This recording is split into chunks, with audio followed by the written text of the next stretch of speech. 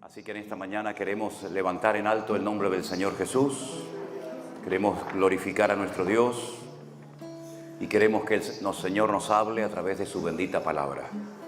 Así que la actitud es lo más importante en una iglesia, ¿sabe? Puede traer el mejor predicador del mundo, puede tener los mejores músicos, puede tener el mejor equipo de sonido, pero si la actitud del pueblo no es la correcta, estamos perdiendo el tiempo, ¿eh? Hoy es el último culto, saben que empezamos el día viernes y hoy es la última reunión que vamos a tener, así que vamos a aprovechar el tiempo. Amén, hermanos. Te damos muchas gracias, Señor, en esta mañana, por este privilegio tan grande que nos das de poder congregarnos en este lugar. Señor, te pedimos que aprovechemos el tiempo, que abramos nuestra mente, nuestro corazón, nuestro oído, que tu Espíritu Santo pueda hablar y ministrar a nuestras vidas conforme a nuestras necesidades, Señor.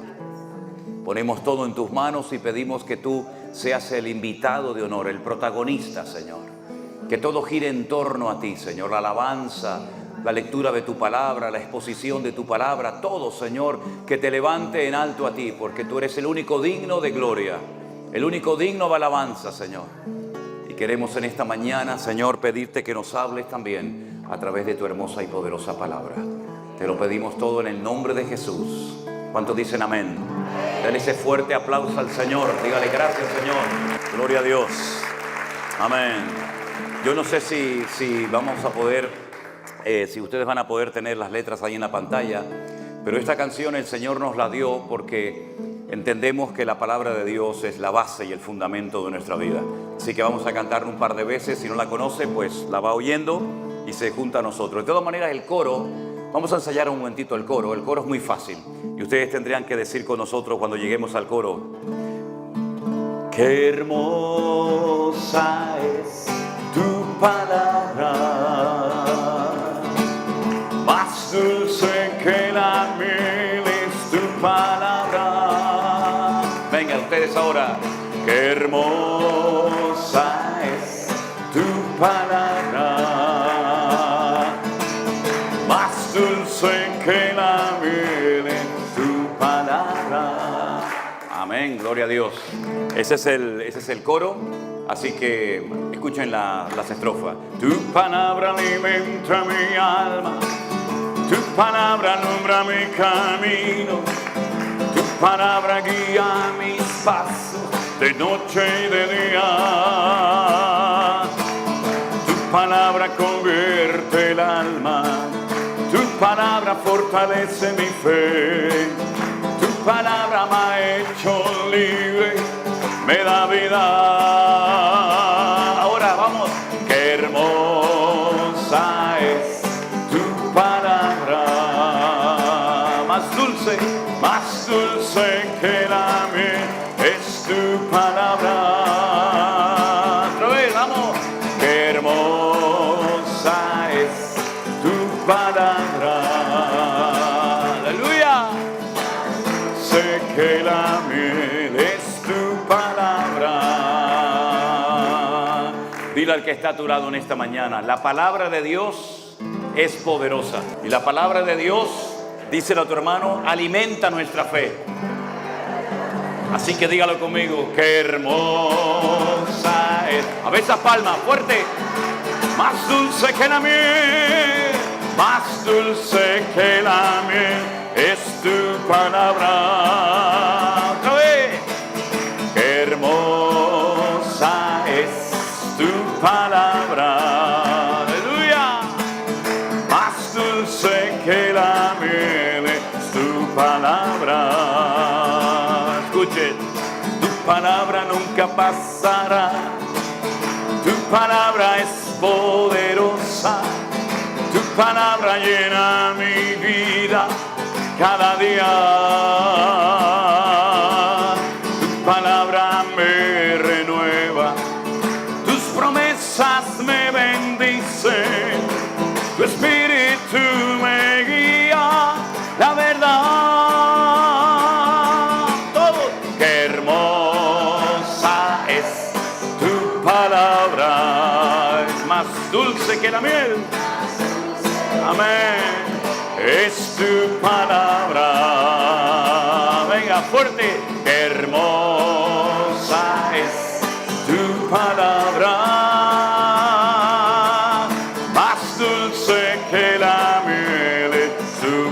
palabra.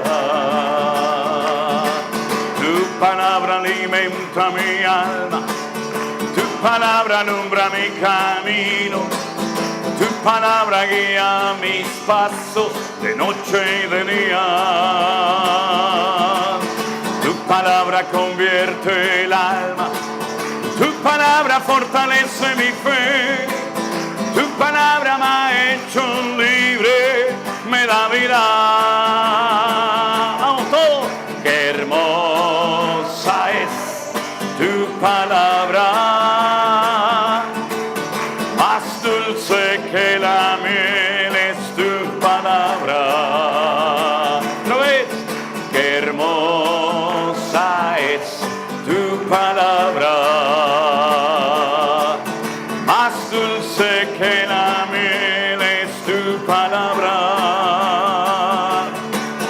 Hermosa es tu palabra. Dígalo fuerte. Dulce que la miel es tu palabra. La última vez, vamos. Amén. Hermosa es tu palabra,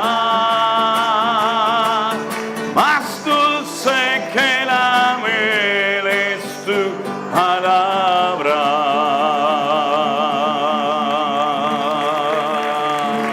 Amén. Gloria a Dios. Amén, amén, amén, amén. Dentro de un ratito, después de la alabanza que vamos a cantar ahora, vamos a leer una porción de la palabra de Dios, del Evangelio de Mateo, capítulo 24. Y van a ver que en esas palabras del Señor Jesucristo, cuando salió del templo de Jerusalén, Él menciona ese texto que hemos cantado en esta mañana, que el cielo y la tierra pasarán, pero mi palabra siempre permanecerá. Amén, hermanos. Yo quiero que cerremos nuestros ojos en esta mañana y le digamos al Señor, gracias, Señor, de todo corazón, porque un día llegó tu palabra a mi vida y me hizo libre. ¿Cuántas personas darían lo que fuera por tener un ejemplar de la Biblia en sus manos? Y lamentablemente no la tienen. Aleluya. Sin embargo, usted tiene la palabra de Dios en la mano. ¿Y cuánta gente dio la vida para que pudiéramos tener la palabra de Dios en nuestro propio idioma? Y damos gracias al Señor porque su palabra nos guarda, su palabra nos ministra, su palabra nos fortalece cada día. Aleluya. Y la presencia del Señor estará con nosotros todos los días hasta el fin del mundo. Aleluya. ¿Se oyó la guitarra? ¿De dónde vendrá mi socorro? Mi socorro viene de Dios, el que hizo los cielos y la tierra. Él te guardará de todo mal, no se dormirá el que guarda a Israel. Sol no te fatigará de día, ni la luna de noche. No se dormirá el que guarda a Israel. Sol no te fatigará de día, ni la luna de noche.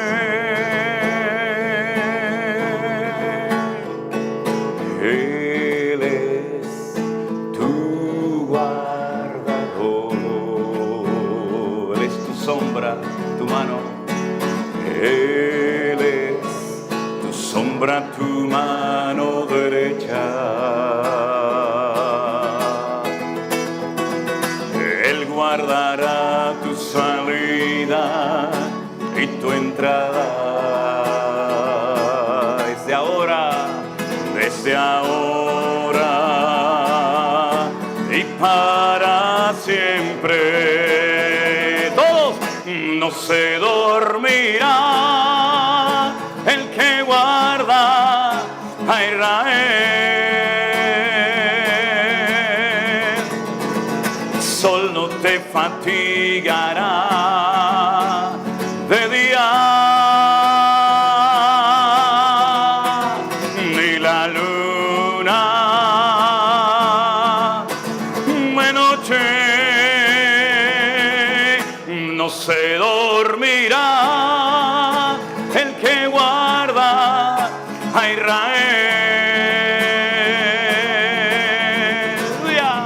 El sol no te fatigará de día, ni la luna de noche.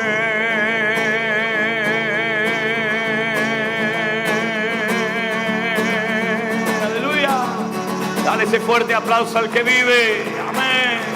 No se dormirá el que guarda a Israel. Aleluya. Ni la luna de noche.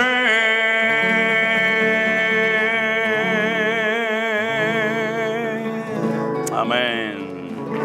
Aleluya. Gloria a Dios. Mi corazón se regocija en Dios, mi Salvador, mi refugio es Dios de Israel.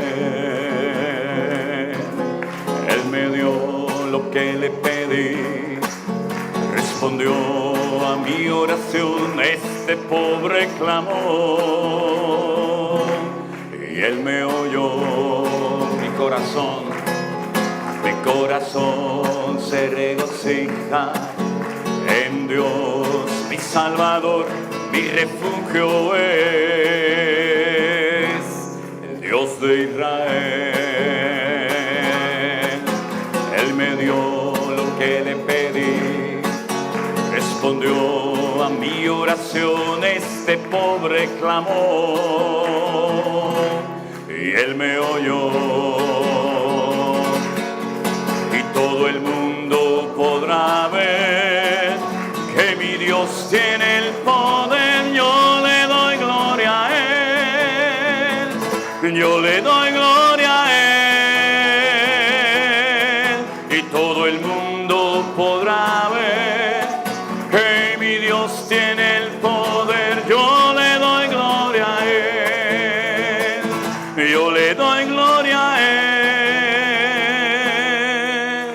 Cuán grandes son tus obras, muy profundos tus pensamientos. No hay nadie como tú. Caerán a tu lado 1000 y 10,000 a tu diestra, mas yo te libraré y te guardaré. Y todo el mundo podrá ver que mi Dios tiene el poder. Yo le doy gloria a Él, yo le doy gloria a Él.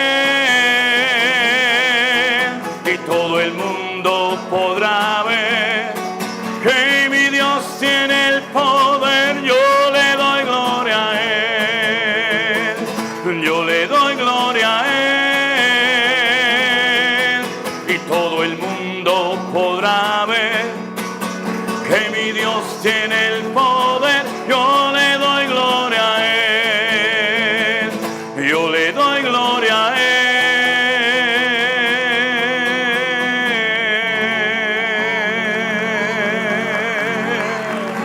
Amén, así sea, Señor. Amén. Amén. Y todo el mundo podrá ver la gloria del Señor. Y dice que algún día toda la tierra se llenará como las aguas cubren la mar de la gloria del Señor. Nos parece imposible hoy en día, ¿no? Tal y como vemos el mundo, tal y como vemos la situación mundial, que algún día todas las naciones de la tierra, todos los gobernantes, todos los príncipes, todos los reyes, todos los políticos del mundo se postren ante Él y lo adoren. Pero eso es lo que dice la Biblia que va a ocurrir. Y esa es nuestra esperanza, que las cosas van a cambiar. Claro, antes de que cambie y veamos toda esa gloria del Señor a nivel universal, a nivel mundial, esto se va a poner muy interesante, ¿no? Y vamos a ver cosas tremendas, pero el objetivo es que algún día se establezca la gloria, el reino de Dios sobre la faz de la tierra y toda rodilla se doble, toda lengua confiese que Jesucristo es el Señor para gloria de Dios Padre. ¡Aleluya! Y todo el mundo podrá ver fuerte que mi Dios tiene el poder. Yo le doy gloria a Él, yo le doy gloria a Él. Y todo el mundo podrá ver que mi Dios tiene el poder. Yo le doy gloria a Él, yo le doy gloria a Él.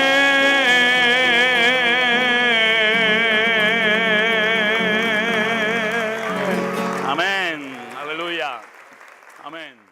La vida, entre comillas, desde que somos niños, nuestros padres, luego los educadores en la escuela, en el instituto, la universidad o lo que sea, nos preparan teóricamente para la vida, ¿verdad? Para ganar dinero, para tener buenos estudios, buenos trabajos, carreras, etcétera, ¿verdad? Para abrirnos camino en la vida.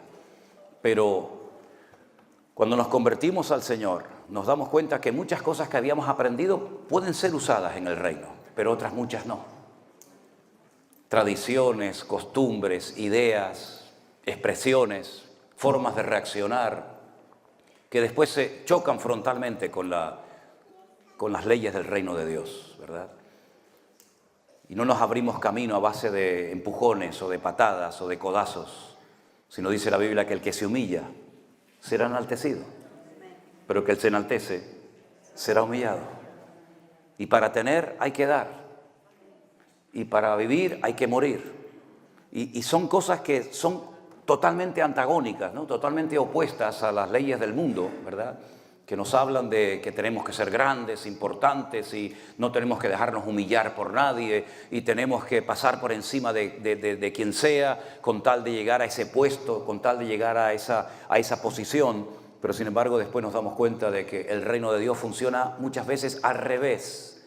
La inmensa mayoría de las veces completamente opuesto al estilo, al modelo de vida que nosotros habíamos estado llevando a cabo antes de conocer al Señor, ¿verdad? Por eso qué hermoso es cuando hay personas que hacen cosas y no esperan un aplauso de nadie, no esperan un reconocimiento público de nadie, sino que el Señor que te ve en secreto es el que te recompensa en público. Así que detrás de toda recompensa pública siempre hay un trabajo en secreto. Eso es así, ¿verdad? No es tocar un botón y decir, bueno, yo llego, toco 3 botones, me aprendo 4 palabras y ya esto funciona. Permítame que les ponga un pequeño ejemplo. Estaba un día en casa, allí en Tenerife, y me llamó un pastor de Estados Unidos. Él se presentó, me dijo quién era, me dijo cómo se llamaba su iglesia, su ministerio, la denominación a la que pertenecía o sigue perteneciendo, y comenzó a hacerme preguntas muy extrañas. Por ejemplo, me preguntaba, ¿usted cuando va a hacer el devocional, cómo pone el micrófono? ¿Qué tipo de micrófono usa? Dígame el nombre del micrófono. Bueno, tengo varios, ¿no? Pero, bueno, se lo dije, ¿no? Y usted, por ejemplo, cuando va a dar el devocional, ¿qué cámara usa? Y preguntas así, ¿no? ¿Qué tipo de cable, qué tipo de micrófono, a dónde miro? Y yo digo, si usted supiera que de aquí para abajo muchas veces estoy con pantalón corto y descalzo, ¿verdad? Pero la gente no lo sabe, ¿no? Y cosas así, ¿no? Cosas como me he visto, cómo miro la cámara. Y hay un momento en el que yo le dije, espere un momento, hermano, discúlpeme que le haga una pausa. ¿Por qué me está preguntando todo esto? ¿Qué tiene que ver si uso una cámara así o asado, o un cable más largo o más corto? Dice, es que yo quiero hacer exactamente todo igual que como usted lo hace. Quiero comenzar a hacer devocionales todos los días y quiero hacerlo idéntico, igual. Y yo le dije, pero hermano, discúlpeme, esto no funciona así. Esto no es así. Yo no tengo un método. Cuando dice, ¿qué método tienes? Que no tengo método. Esto no es imitar, no es clonar, no es hacer lo que hace el otro, como muchas veces ha ocurrido, ¿no? Que se oye, llega a nuestros oídos que hay un mover de Dios en Corea. Y ahí se fueron todos a Corea y cuando volvieron orando como los coreanos y no se achinaron los ojos porque no pudieron. Después vino el mover de Colombia, todos iban a Colombia, aviones enteros de pastores, de obreros iban a Colombia, ¿no? Porque ahí hay un método, hay una serie de personas que Dios los ha bendecido, que tienen unas iglesias gigantescas, que viven muy bien, con aviones, con jets privados, con no sé qué, y entonces querían importar el método. Después llegó la época de Toronto, aquel famoso movimiento de Toronto, ¿no? Donde había gente que ladraba como perro, y el otro ponía un huevo en la esquina de la iglesia, y el otro rugía como un león, y se fueron muchos a ese mover, ¿no? Otros después se fueron a Pensacola, aquel mover que hubo en la iglesia de Brownsville, allí en Pensacola, en Florida. Después otros se fueron a Argentina. Y recuerdo que una vez vino un pastor uno de los que fue de Canarias a Argentina, a ver el mover del Señor, aquel avivamiento tan grande que hubo en los años 90. Pues después cuando volvió a la iglesia, él era de allí canario, de toda la vida, sí, más canario que el gofio, como decimos en Canarias, ¿no? Y yo lo oía que decía: hermanos, vamos a orar. Y decía: escúchame, Satanás, salí de aquí. Y yo decía: ¿cómo que escúchame? Si nosotros los españoles no decimos escúchame. En español no existe el escúchame, es escúchame o escuchadme, ¿no? Salí, no se dice salí, se dice sal. Y yo le pregunté, digo, pero una pregunta, ¿el diablo qué pasa? ¿Que solamente entiende a los argentinos o qué? ¿Hay que hablarle en argentino a este? Si no, pero es que yo allí en Argentina vi, claro, lo viste allí, lo oíste, mijo, porque allí tienen esa forma de hablar, pero nosotros no hablamos en esa forma de hablar. Y por otra parte, estar ahora viendo al diablo por todas partes, me parece sinceramente que por ahí no van los tiros, ahora tú verás lo que haces, ¿no? Entonces, hermanos queridos, ustedes no tienen que imitar a nadie. Ni tienen que orar como el pastor fulano de tal, ni tienen que predicar como menganito de tal, ni tienen que hacer los gestos y poner la plataforma como la puso fulanito para tener éxito. Es que a mí no me interesa tener éxito. A mí lo que me interesa es hacer la voluntad de Dios. Y me acuerdo que hace años alguien vino a mi casa y me dijo: ay, hermano Manolo, ay, si tú hicieras un show, un espectáculo con luz. A mí, por ejemplo, todas estas cositas están muy lindas, ¿no? Pero bueno, parece que viene Donald Trump que por cierto hoy sufrió un atentado, no sé si saben, ¿no? Impresionante, por unos milímetros no lo mataron, ¿no? Pero bueno, está muy bien la decoración y los focos y las luces y todo eso, pero ¿saben qué? Y si no tuviéramos nada de esto, nos gozaríamos igual en el Señor. Porque yo estuve una vez en Cuba, he estado varias veces, pero la primera vez que estuve en Cuba, yo entré a una iglesia que no tenía ni equipo de sonido, ni instrumentos, ni luces, ni nada. Y entré a las 6 de la tarde y salí a las 8 de la mañana. Solamente me pasó una vez en mi vida. Toda la noche cantando, alabando a Dios, predicando. Terminábamos de predicar, seguíamos alabando a Dios, hasta que al final ya a las 8 de la mañana ya no dábamos más. Y allí no había ni la 10ª parte de lo que hay en la mayoría de las congregaciones hoy en día. Pero sin embargo había algo que hoy en día en muchas iglesias no está, que era la presencia de Dios. Entonces, no caigamos en el error de pensar que porque ya tenemos la bendición de Dios, porque no toda prosperidad viene de Dios. Hay gente en el mundo, satanistas, ateos, que tienen mucho más dinero que todas las iglesias evangélicas del mundo juntas. Y esa prosperidad y esa bendición no ha venido precisamente del corazón de Dios. Por lo tanto, no confundamos tener con ser. El problema es que hay un refrán por ahí que dice: tanto tienes, tanto vales. Una de las preguntas que generalmente se suelen hacer entre pastores es: ¿cuánta gente tiene usted en su iglesia? Y una vez le dije a uno: ¿y a usted qué le importa? Parece como que, ay, tiene 1000, este es un tipo importante. Tiene 20, este no. ¿Pero qué estamos hablando, hermanos? Por un alma, el Señor movilizó a Felipe de un avivamiento espectacular en Samaria y se lo lleva al desierto para ganar a uno. Muchos quieren dejar lo pequeño para ser grandes, importantes y reconocidos. Sin embargo, es todo lo contrario. Entonces, que el mundo no moldee nuestra forma de ser, ni de ministrar, ni de predicar. Usted lo que tiene que hacer es lo que Dios le diga que haga, ni más ni menos. ser fiel al Señor, gozarse en las cosas del Señor. Y si el pastor de la esquina tiene 5,000 y su iglesia tiene 20, gloria a Dios, yo bendigo al hermano y que el Señor le dé 5,000 o 20,000 personas más. No trabajar con miedo, porque hay gente que en el ministerio trabaja siempre con miedo. No vean en internet a este hombre, no vayan a esos cultos, no tengan contacto con nadie, porque tienen miedo a perder a la gente, como si la gente fuera de ellos. Hermano, vea lo que quiera, yo le puedo aconsejar, pero yo no soy el dueño de las almas. Yo no soy el dueño de las ovejas. Y ministrar y estar en la obra de Dios con miedo es terrible. No se puede vivir con miedo. Es que ahora hay una iglesia allí que está creciendo, la mía no crece. No vamos a contar nada, no vamos a decir nada para que la gente no compare. Hermanos, por favor. Tenemos que ser fieles en lo poco y gozarnos con los 10, con los 5. Yo estuve meses predicando a sillas vacías. Y la gente me decía, este hombre está loco. ¿A quién le predica? Bueno, me da igual, pero era mi obligación estar allí el jueves y yo predicaba y fue la época en la que más gente nos vio y nos escuchó. En otras palabras, queridos hermanos, no busquemos la pompa, el reconocimiento, el aplauso de la gente, porque eso es tan efímero y tan falso que el que hoy te levanta al altar, mañana te crucifica. El que hoy te dice, ay, el pastor es no sé qué y no sé cuánto, mañana ese mismo te traiciona y se va con otro. Yo he aprendido, hermanos, a no enamorarme de la iglesia, sino a enamorarme del Señor. Porque hay gente que, como no tiene nada en la vida, su identidad es lo que tienen, no lo que son, pues tienen que tener y tener y tener y tener. Y en el momento en el que no tienen, en el momento en que llega y nadie te saluda, nadie te dice, ay, pastor, buenos días, se sienten mal.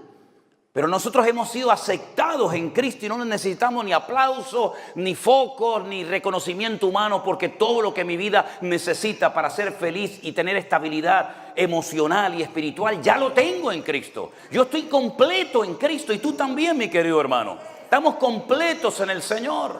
Y si usted nunca tiene una iglesia de 1,000, no pasa nada. Es más difícil pastorear 20 que pastorear 1,000.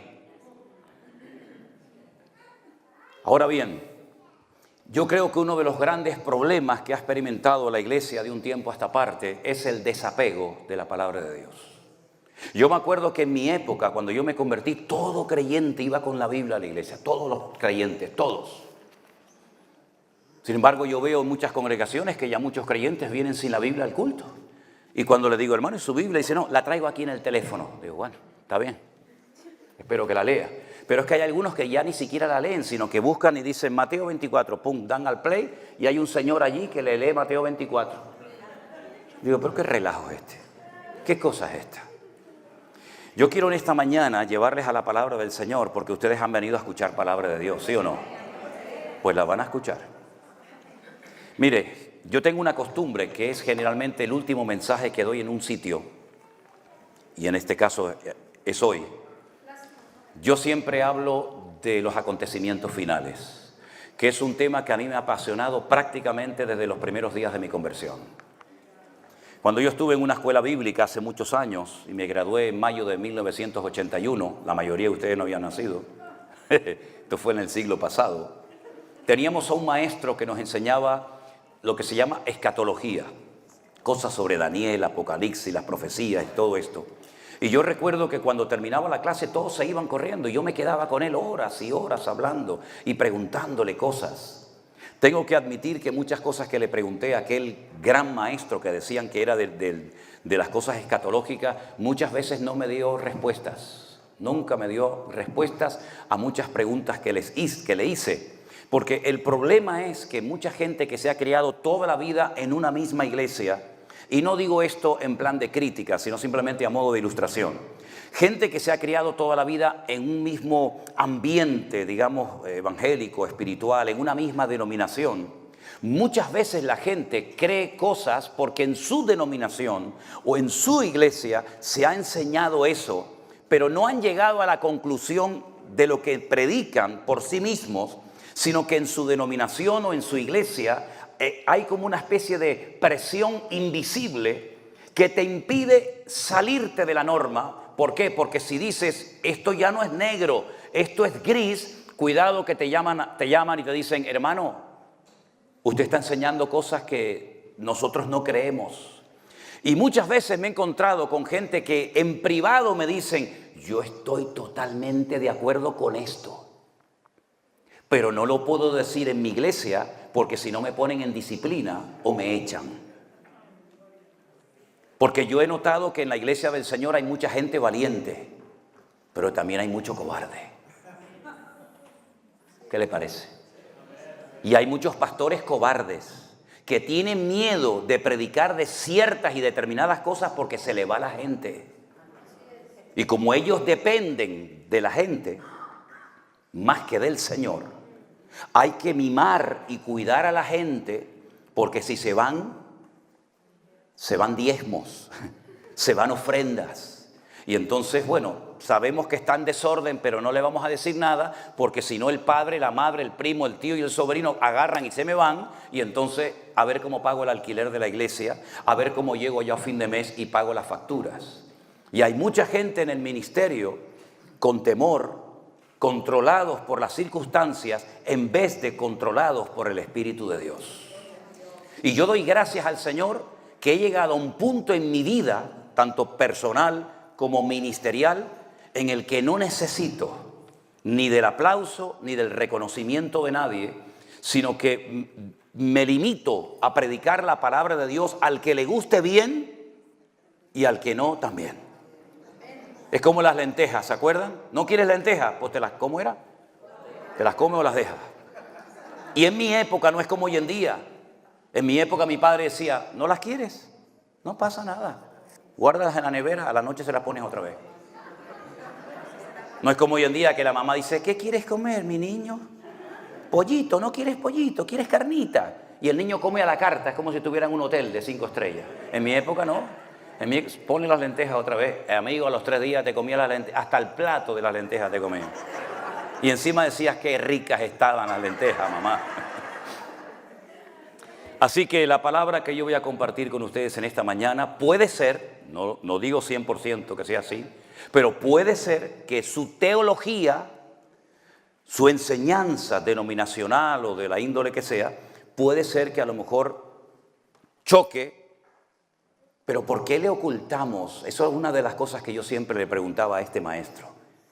¿Por qué no le decimos a la gente que hay sandías, melón y pera? ¿Por qué decimos que solamente hay sandías? Cuando sales a la vida real y conoces a otros siervos de Dios y te mueves como el Señor nos ha dado el privilegio a nosotros de movernos con gitanos, con pentecostales, con metodistas, con anglicanos, con luteranos, etcétera, etcétera, te das cuenta que dentro del espectro evangélico hay muchas opiniones y muchos estilos. Y que no soy yo siempre el que estoy en posesión de la verdad, sino que es bueno oír a los demás y aprender de los demás. Y eso es lo que yo les pido a todos y a cada uno de ustedes, que en esta mañana, si en algún momento determinado del estudio que vamos a dar hoy sobre acontecimientos finales, digo algo que a usted le choca, bueno, analícelo a la luz de la palabra de Dios. Como los de Berea, ¿se acuerdan? Dice que eran más nobles que los otros, porque cuando Pablo terminaba de exponer las Escrituras, lo escuchaban con reverencia, lo escuchaban con respeto. Dice que analizaban, escudriñaban a la luz de las Sagradas Escrituras si estas cosas eran así, tenían trasfondo bíblico o eran inventos de aquel predicador itinerante llamado Saulo de Tarso. La primera porción que vamos a leer en esta mañana se encuentra en Segunda de Tesalonicenses, capítulo 2. Repito, Segunda de Tesalonicenses, capítulo 2. Los títulos que aparecen encima de los capítulos no son originales, han sido puestos por las asociaciones, por los hombres, para que entendamos un poquito o nos hagamos una idea de lo que va a tratar el pasaje. Y en este caso, encima del capítulo 2 de Segunda de Tesalonicenses aparece el título Manifestación del hombre de pecado. Aunque ustedes van a poder comprobar, según vamos leyendo, que hay varios temas que son como los eslabones de una cadena que uno lleva al otro y así puedes llegar a una conclusión final. ¿Lo tienen, hermanos? Con respecto a la venida de nuestro Señor Jesucristo y nuestra reunión con Él, os rogamos, hermanos, que no os dejéis mover fácilmente de vuestro modo de pensar, ni os conturbéis ni por espíritu, ni por palabra, ni por carta, como si fuera nuestra, en el sentido de que el día del Señor está cerca. Nadie os engañe en ninguna manera, porque no vendrá sin que antes venga la apostasía y se manifieste el hombre de pecado, el hijo de perdición, el cual se opone y se levanta contra todo lo que se llama Dios o es objeto de culto, tanto que se sienta en el templo de Dios haciéndose pasar por Dios. ¿No os acordáis que cuando yo estaba todavía con vosotros os decía esto? Ahora vosotros sabéis lo que lo detiene, a fin de que a su debido tiempo se manifieste, porque ya está en acción el misterio de la iniquidad, solo que hay quien al presente lo detiene, hasta que él a su vez sea quitado de medio. Y entonces se manifestará aquel inicuo, a quien el Señor matará con el espíritu de su boca y destruirá con el resplandor de su venida. Inicuo cuyo advenimiento es por obra de Satanás, con gran poder y señales y prodigios mentirosos, con todo engaño de iniquidad para los que se pierden, por cuanto no recibieron el amor de la verdad para ser salvos. Por esto, Dios les envía un poder engañoso para que crean a la mentira, a fin de que sean condenados todos los que no creyeron a la verdad, sino que se complacieron en la injusticia. Uno de los temas más mencionados en toda la Biblia, incluido lo que llamamos vulgarmente Antiguo Testamento y Nuevo Testamento, son las distintas apariciones o manifestaciones públicas y visibles del Mesías. En el Nuevo Testamento hay más de 150 referencias a la segunda venida del Señor Jesucristo. Pablo en sus cartas menciona el tema más de 50 veces. Y si nosotros, como la mayoría de los judíos no cristianos o mesiánicos, tuviéramos solamente el Antiguo Testamento y nunca hubiéramos leído el Nuevo Testamento, encontraríamos 8 veces más material para estudiar la segunda venida del Mesías que la primera. Es decir, no es un tema que se toca así superficialmente por encima y cuando lo quieres, estudiar o explicar, pues realmente hay poco que decir. No, todo lo contrario. Repito, es uno de los temas más mencionados en toda la Biblia, la segunda venida del Señor Jesús o del Mesías. En el capítulo 24 de Mateo, que nuestro hermano Domingo ha leído los primeros 13 versículos, es muy interesante porque cuando uno está en Israel, sobre todo en la ciudad de Jerusalén, yo agarro la Biblia por ese capítulo y se observan cosas que estando fuera de ese contexto geográfico no podemos observar o entender. Y es que dice la Biblia que cuando salieron del templo, ahora ustedes imagínense que allí a mi lado izquierdo, al derecho de ustedes, está el monte Moriah, donde estaba el templo de Jerusalén. Al otro lado, enfrente, hay otro monte. De ahí dice la Biblia que como Jerusalén tiene montes alrededor de ella, así está el Señor alrededor de su pueblo desde ahora y para siempre. Hay muchos montes y todos tienen nombre y mucha historia en Jerusalén. Repito, aquí estaría el monte Moriah, donde estaba el templo, donde Abraham subió a sacrificar a Isaac tiempo atrás. Y aquí enfrente estaría otro monte, que sería el monte de los Olivos. Y entre uno y otro hay un barranco, un torrente que se llama el famoso torrente del Cedrón. Dice la Biblia que cuando Jesús salió del templo allí en el monte Moriah, los discípulos le comienzan a enseñar las maravillas del templo, porque realmente el templo en aquel momento era espectacular. 40 años había tardado Herodes en ampliar el templo y en hacerlo cada vez más hermoso.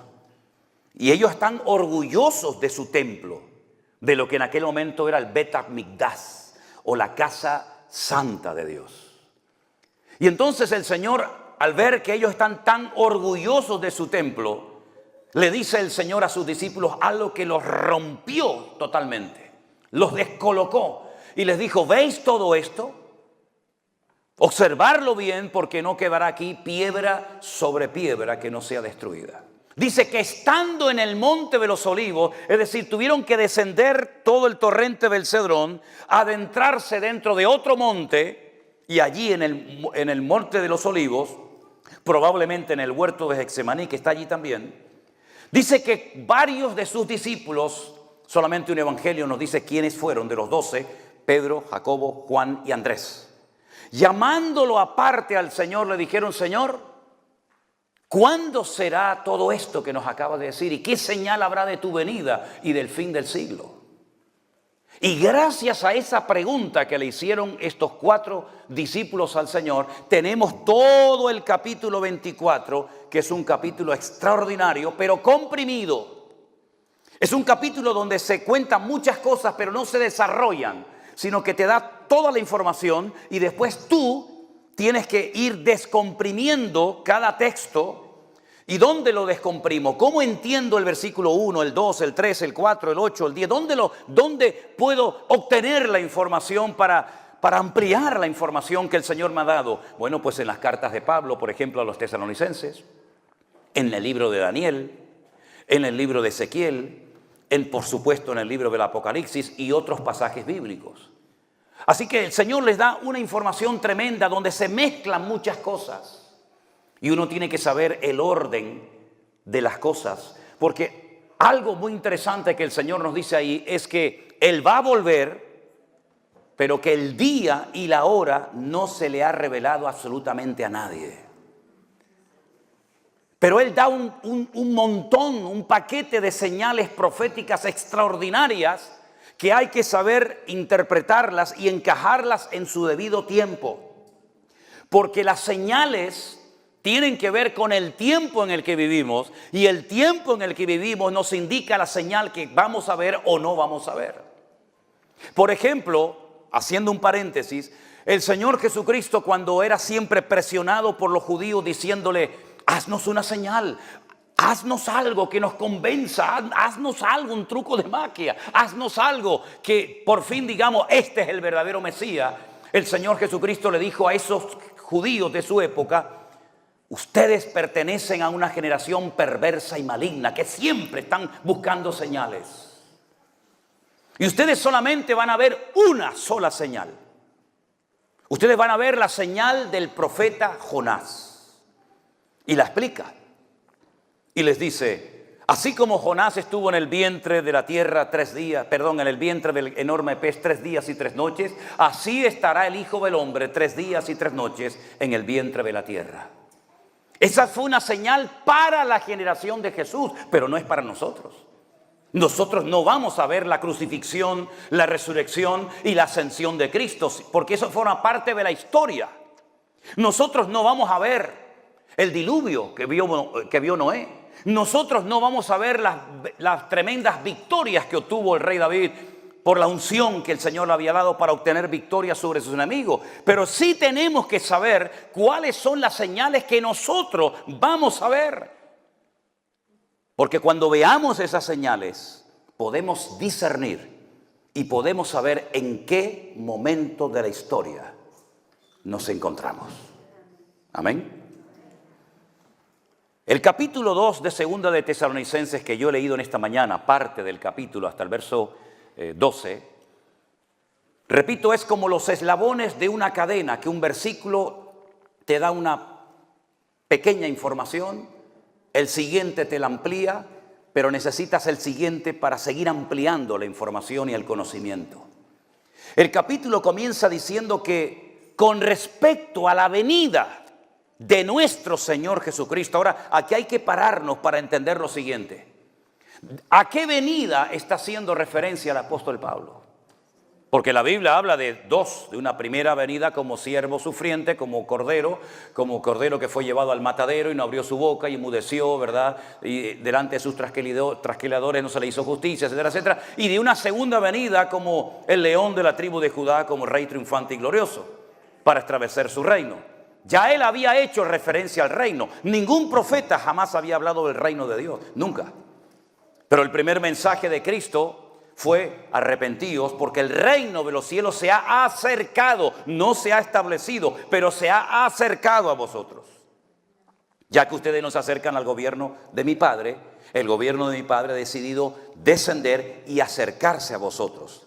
Y para formar parte de ese reino, ustedes tienen que arrepentirse, convertirse, ¿verdad? Y aprender a vivir y a comportarse en ese reino. Y la constitución de ese reino, las normas, el patrón de conducta de ese reino, la constitución está en Mateo 5, 6 y 7, que es el famoso Sermón del Monte, ¿verdad? Pero la Biblia habla de que no solamente el reino, el gobierno de Dios, del cual salió Adán y Eva, se iba a acercar a la humanidad, sino que se iba a establecer en un momento determinado, en un punto concreto del mundo, que es la ciudad santa de Jerusalén. Ahora bien, cuando Pablo dice con respecto a la venida del Señor Jesucristo, él utiliza una palabra diferente para diferenciar la primera de la segunda venida. Cada vez que usted lea en el texto griego la palabra epifanía, usted está viendo información sobre la primera venida del Señor. La epifanía es la primera venida de Cristo. Pero él emplea la palabra parousia, que es una palabra que solamente se emplea en las cartas de Pablo para hacer referencia a la segunda venida del Señor Jesucristo. Por lo tanto, con esta información podríamos leer otra vez el versículo de la siguiente manera: con respecto a la segunda venida, ¿me explico? Con respecto a la segunda venida de nuestro Señor Jesucristo y nuestra reunión con Él, y ahí viene la información. Es decir, no está hablando de la primera, está hablando de la segunda venida del Señor. Entonces dice Pablo: hermanos queridos, con respecto a la venida del Señor Jesucristo, ustedes no pueden permitir que nadie les engañe. Y es curioso notar que cuando el Señor Jesucristo responde a la pregunta de los discípulos en el Monte de los Olivos acerca de qué señal habrá de tu venida y del fin del siglo, comienza diciendo: mirad que nadie os engañe. Y ahora Pablo dice lo mismo: mirad que nadie os engañe. Lo cual quiere decir que hay creyentes que son propensos a ser engañados. Y podemos correr el riesgo de ser engañados si no tenemos una buena base y un fundamento bíblico. No, yo soy cristiano, sí, pero eso no significa que usted no pueda ser manipulado, engañado, etcétera, etcétera. La única manera de no ser engañados y de no ser arrastrados por la corriente de este mundo ni por falsas doctrinas que vendrán y se introducirán encubiertamente en las congregaciones es conociendo las Sagradas Escrituras. Porque Pablo le dijo a Timoteo, que era un pastor de la ciudad de Éfeso: el Espíritu dice claramente que en los postreros días algunos apostatarán de la fe, escuchando a espíritus engañadores, ¿verdad? Por lo tanto, el riesgo siempre está ahí. Mirad que nadie os engañe. El mismo Señor Jesucristo dice: mirad que nadie os engañe, porque vendrán muchos Cristos y predicarán y harán señales y milagros y prodigios. La palabra Cristo no es un nombre. La palabra Cristo es un título. La palabra Cristo viene de la palabra hebrea Mashiach, que significa ungido. Cuando se dice es que Saúl es el ungido del Señor, si usted supiera leer hebreo, dice Saúl es el Mesías del Señor, es el Mashiach, porque ungido es Mesías y Mesías es ungido. Cada vez que aparece la palabra ungido es la misma palabra que se utilizó para decir en el Nuevo Testamento Cristo. Valga la redundancia, nuestro Señor Jesucristo no se llamaba Cristo, se llamaba Yeshua HaMashiach. El Cristo, el ungido, se llama Yeshua, que es el que salva. Por lo tanto, cuando el Señor dice vendrán muchos Cristos, está diciendo cuidado, porque aparecerán en el horizonte muchos falsos ungidos. ¿Y cuántos falsos ungidos y cuántas falsas unciones se han introducido en las congregaciones? Creyendo que es el mover de Dios, resulta que no tiene nada que ver con el mover de Dios. Tal vez es una histeria colectiva, tal vez es una manipulación del ambiente o de las emociones, llámalo usted como quiera. Pero Pablo dice: mirad que nadie os engañe, exactamente lo mismo que dijo el Señor, porque el Señor no va a venir hasta que se manifieste el hombre de pecado o el hijo de perdición. Ahora, usted va a notar en la Biblia que hay lugares personas que tienen muchos nombres. Por ejemplo, en la Biblia hay 70, no se los voy a decir todos, pero usted va a notar que la única ciudad del mundo que tiene 70 nombres diferentes es la ciudad de Jerusalén. Y todos están en la Biblia. ¿Por qué 70 nombres para una ciudad? Nueva York es Nueva York. Ámsterdam es Ámsterdam, ¿no? Madrid es Madrid. ¿Por qué la Biblia da 70 nombres diferentes para una misma ciudad? Bueno, porque cada uno de esos nombres te da una enseñanza o una información sobre el aspecto espiritual de la ciudad. ¿Por qué, por ejemplo, a Dios se le llama Elohim, se le llama Adonai, se le llama Yahvé, se le llama Rafa y tantos nombres? Es el mismo Dios. ¿Por qué al Señor Jesucristo se le llama Alfa y Omega, Príncipe de Paz, Cordero de Dios, ¿verdad? Alfa y Omega, bueno, ya lo he dicho, ¿verdad? ¿Por qué se le da tantos nombres? Para que conozcamos la esencia del Mesías. ¿Por qué al Espíritu Santo se le llama Espíritu de vida, Espíritu de adopción, Consolador, Espíritu de verdad? ¿Por qué tantos nombres? Bueno, porque cada uno de esos nombres se nos da una información. Con el anticristo o este personaje político siniestro que ha de aparecer en los últimos tiempos, que se va a levantar de aquí del continente nuestro, se le llama cuerno pequeño, hijo de pecado. Hijo de perdición, hombre de pecado, inicuo, anticristo. Y hay un montón de nombres para definir a la misma persona. Y cada uno de esos nombres te revela algo de su esencia o de su naturaleza, ¿verdad? El Señor Jesucristo dice que tiene que venir, pero no va a aparecer hasta que se manifieste el hombre de pecado o el hijo de perdición. Miren, vamos a hacer una prueba. Me la voy a jugar para los que me están mirando con lupa y diciendo, voy a ver por dónde va este hombre. Te lo voy a poner más fácil para que después, si quieres, me critiques. Hoy el Señor Jesucristo no va a venir. Ya está, me la jugué. Esto está grabado y usted lo puede ver cuando quiera. Hoy no va a venir el Señor Jesucristo, ni hoy nos vamos a ir con Él. Imagínese que viniera. Entonces, cuando lleguemos a la gloria te tendré que pedir perdón. Hermanos, perdone, me equivoqué. Pero aseguro categóricamente que hoy no va a venir el Señor Jesucristo. Si cuando usted llegue a la noche, se acuesta en la cama, recuerde que este predicador español dijo en un púlpito públicamente que hoy Jesucristo no iba a venir, ni hoy la iglesia se iba a ir con el Señor. Denme de plazo hasta las 12 de la noche, ¿le parece? Denme de plazo hasta las 12 de la noche. Es decir, nosotros tenemos que saber en qué momento de la historia nos encontramos. Porque Pablo dice, hermanos, Cristo va a venir, el Cordero va a venir, todo ojo le verá, toda rodilla se doblará, pero no vendrá hasta que se manifieste el anticristo, el hijo de perdición, el hombre de pecado, el inicuo. No se preocupen. Y la pregunta es, ¿ya se ha manifestado este personaje?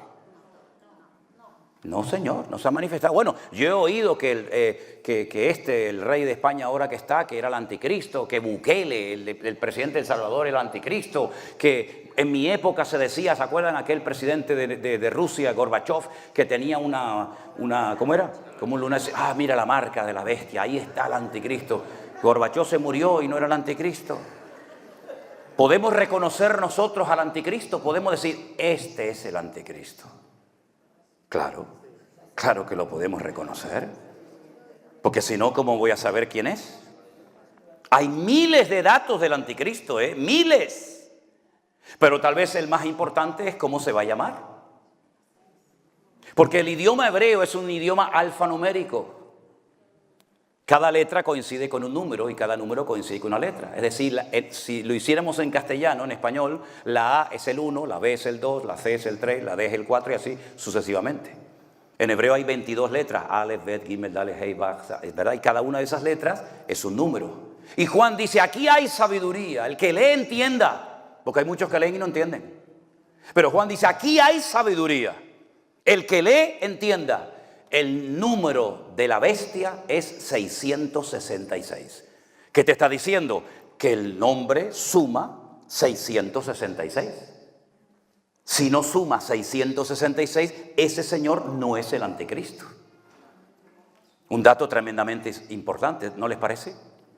Por lo tanto, nosotros no podemos caminar más tiempo en ignorancia. A mí se me parte el corazón cuando hay muchos hermanos que me dicen: hermano, pastor, yo nunca en mi vida he escuchado en mi iglesia un estudio del libro del Apocalipsis o del libro de Daniel. Y a mí me han confesado pastores: yo no hablo de este tema porque no entiendo nada. Que una vez yo le dije a uno en Barcelona, le dije: ¿no te da vergüenza? Te está pagando la iglesia un sueldo. ¿Y qué haces todo el día? ¿Rascándote la panza? Ponte a estudiar. Y si no estás preparado, llama a alguien que te instruya y te enseñe a la congregación. Pero si no se habla en este tiempo de Daniel y de Apocalipsis y de la segunda venida, ¿cuándo vamos a hablar entonces, mijo? Si estamos nosotros más cerca de la venida del Señor que ninguna otra generación de creyentes. Y lo que está ocurriendo en el panorama político, económico, etcétera, etcétera, nos está indicando que el Señor viene pronto, que ya empezaron hace mucho tiempo los dolores de parto. Y yo no voy a explicar aquí los dolores de parto. Pero las hermanas que habéis parido y que habéis sido madres, sabéis perfectamente que el objetivo no es sufrir y tener dolores y dolores y dolores. No, el dolor te indica que el niño viene. Y el niño no viene sin dolores. Y el dolor te anticipa el gozo de tener a tu hijo o a tu hija en tus brazos. La tierra ha entrado en dolores de parto.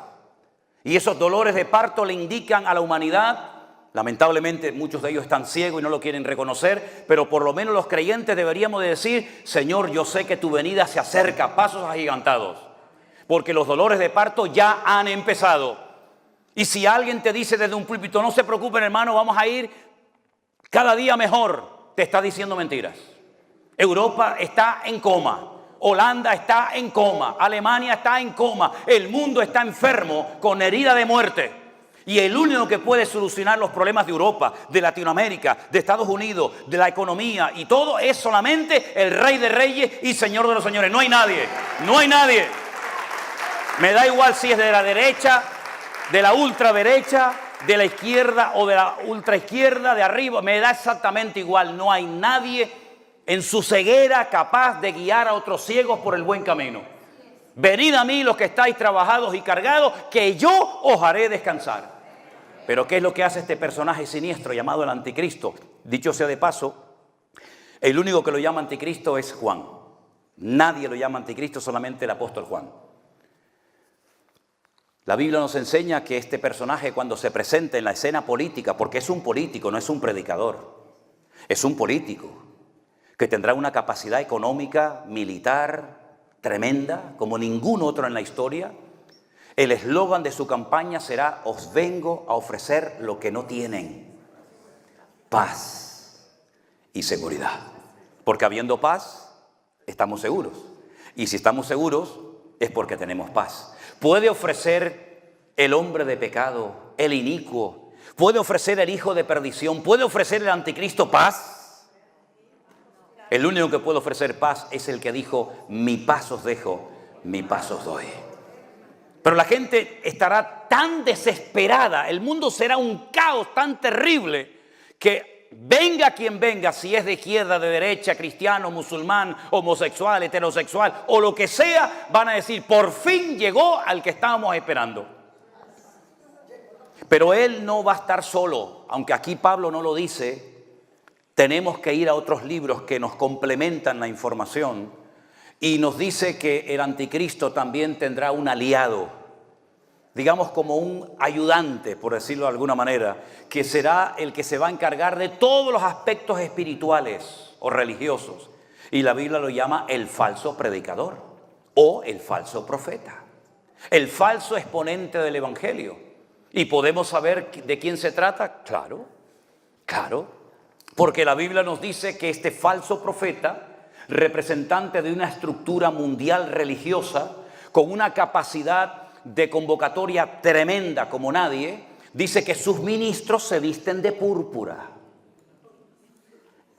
Y los musulmanes no se visten de púrpura, ni los budistas, ni los hindúes, sino ustedes saben quiénes son los que se visten de púrpura. Y dice que se adornan con piedras preciosas y con joyas. Y dice que se han embriagado con la sangre de los santos, de los hijos de Dios. Y ustedes pueden leer, por ejemplo, la famosa Santa Inquisición, cuando Felipe II, el rey de España, se unió con el clero católico Y durante 300 años mataron a millones de personas, no solamente en España, en otros países de Europa. Incluso fueron a México, y fueron a Perú, y fueron a otros países de Latinoamérica, ¿verdad? Y el que no besaba la cruz, pues ya sabe lo que te esperaba. Y los aparatos de tormento de la Santa Inquisición están en la Plaza de Colón en Madrid, en el Museo de Cera, en la primera planta. Vaya para que los vea lo que hacía aquella gente. A nosotros, los que nos llamaban los protestantes, ya hoy en día no protestamos de nada. Pero en aquella época los cristianos protestaban contra la injusticia, contra la inmoralidad, contra la idolatría. Hoy en día nadie protesta de nada. Pero en aquella época éramos una amenaza. ¿Por qué? Porque decíamos que la palabra de Dios es viva y eficaz y es la que transforma los corazones, y que solamente la sangre de Jesucristo perdona pecado, y que solamente el justo por la fe vivirá, no por las obras. Y en aquellos tiempos nos quemaban y nos torturaban, y en España quemaron a cantidad de gente. Y esta Biblia que usted, mi hermano latino, que habla español, tiene en su mano, está bañada en sangre, porque esta Biblia la tradujo un cura español llamado Casidoro de Reina en Sevilla, cuando tuvo que salir corriendo a Suiza, a Alemania y a otros lugares para poder traducir la palabra de los textos originales hebreo y griego al castellano, porque eran los únicos que sabían leer. La gente no sabía leer y escribir, en analfabetos, ¿verdad? Y ahora, ¿cómo llevamos la Biblia a España? Ahora, ¿cómo la llevamos? ¿Y a quién se la damos? Bueno, se inventaron todo tipo de artimañas para poder llevar los pocos ejemplares que gracias a la imprenta de Gutenberg se pudo imprimir, como unos 2000 y pico ejemplares. Y entonces había un señor llamado Julianillo, un chiquitito jorobado, creyente, hijo de Dios, que pasaba por los Pirineos con sus burritos y con barriles de vino para llevar de un lugar a otro sus productos. Y dentro de las barricas de vino metían las Biblias. Y se jugó la vida hasta que finalmente lo quemaron en la hoguera por repartir la Biblia. Para que tú y yo tengamos esta Biblia en nuestras manos, ¿cuántos hermanos nuestros pagaron con precio de sangre?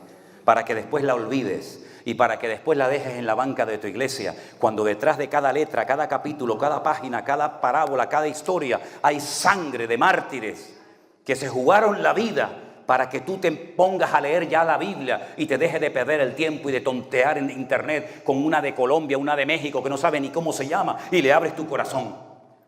Es increíble.